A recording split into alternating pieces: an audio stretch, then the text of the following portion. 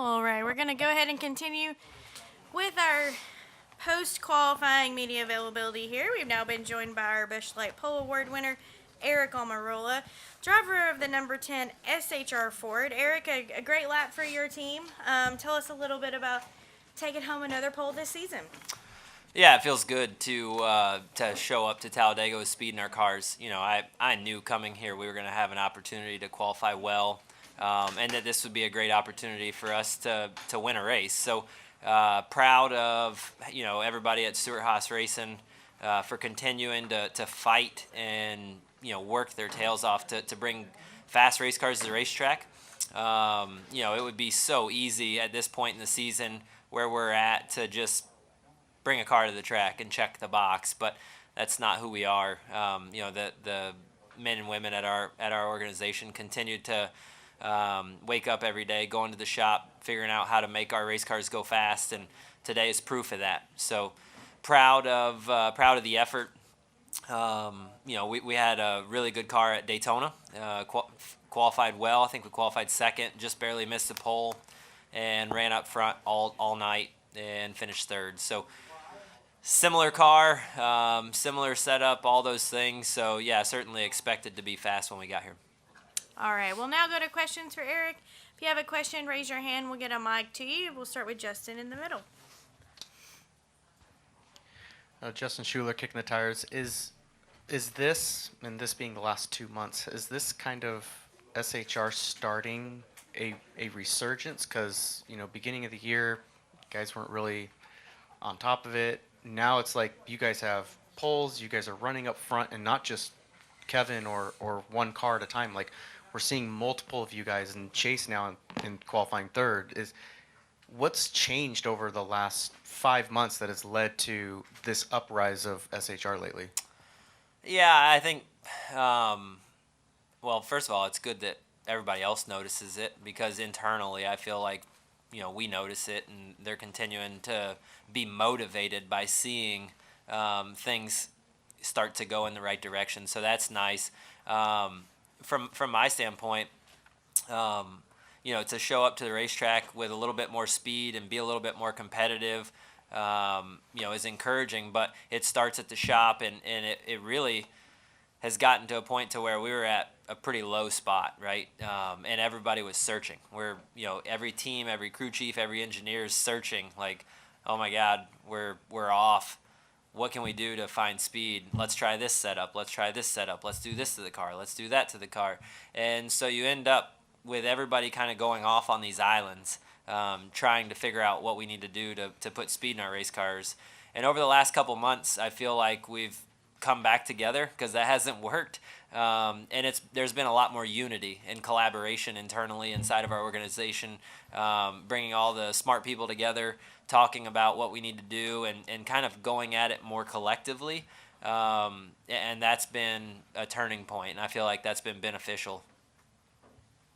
Okay, Steven? Steven Toronto, CBS Sports. Aric, this is the first time you've ever won multiple poles in a single season. I think it also brings your career total up to 6. I know that, to my point, I know a ton of people, not a lot of drivers get their pole totals referenced. I think Ryan Newman's like one of the only ones that I can think of. But as a driver, how satisfying personally, professionally is it to be able to look at that part of the stat sheet and say, hey, I won the pole for the Coke 600. I won the pole at Atlanta. I won at Bristol, Talladega, that sort of thing. I think it's something you care about probably when you get older, I guess, when you look back and you tell your grandkids that you were somebody, and you're like, look at here's my stats, I guess. But for me, in my spot where I'm at in life and my career, I chalk it up as mission accomplished, right? Like, we show up to the racetrack every week, and your goal is to be fastest in practice. Then after that, it's to be fastest in qualifying. And then after that, it's to win the race. And if you don't achieve any of those things, it's mission not accomplished. So, I of course am appreciative and get excited. But I get more excited for the team than I do really for my stat total. It's rewarding for Drew and all the guys on my team. It's rewarding for the men and women back at the shop. It is a morale boost when you show up and you have a fast race car and you qualify on the pole. And the thing about Drew is that no matter where he's been, his reputation has always been that he brings a very, very fast cars to super speedways. What exactly is it about him and his mechanical or aerodynamic prowess that allows your team to bring cars to super speedways as fast as they are? Well, Drew's been around the sport for a long time, and Drew's very savvy. He's smart, and he's intelligent about a lot of things, but when it comes to prepping race cars and getting race cars ready to go to the racetrack, Drew is extremely detail oriented.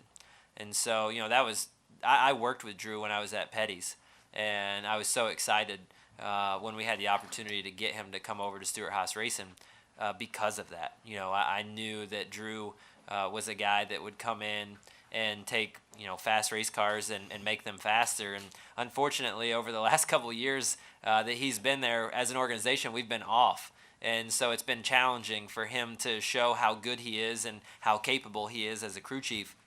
But I think extremely highly of Drew Blickensderfer. He's very talented, and this shows it, right? Because you come to a racetrack like this where it's very paired up, and all the little details matter. You look at qualifying, you look how tight it is. It's separated by thousandths of a second, which means that the details matter that much more. And so that just points to Drew and his leadership and how good he is at getting the most out of our race cars. Thanks, Aric. All right, any final questions? Okay, we'll come up front to Bob. Bob Pockris, Fox Sports. You talk about the improvements the last couple of months. Has that impacted any decision you might have for next year? And or if you have a decision, can you tell us? Thank you. Yeah, I don't have a decision, and well, at least not one I can tell you. So I think for me, I'm just enjoying it, right? Claire asked me a minute ago if, looking back on it now, if I feel like I made the right decision when I came back for this year, and I can easily answer that as yes. Performance-wise on the racetrack, no, it hasn't been the year that I hoped for when I signed up to come back. That's no secret. But I have met a handful of people that have really impacted my life this year that I would have never met had I not decided to come back. My family and I have gotten to experience some really, really amazing things this year. And, I think personally, I feel like the good Lord led me to have this opportunity, and it was very apparent that the door was wide open. All I had to do was step through. And so, as I sit here today, I'm wrestling with that same thing. For me, I've kind of, so to speak, put my career on the altar. Because for most of my career, I held on so tightly. I was like, man, I just need, one more contract or next year's contract. And this year, I've just been so free with it and held it so loosely. And it's been mind-blowing, the conversations that I've had in the last 3 to 4 months and just all the things that are happening and going on around me. So it's been humbling. And I just continue to pray through it and talk with my wife, talk with my kids, and we'll see.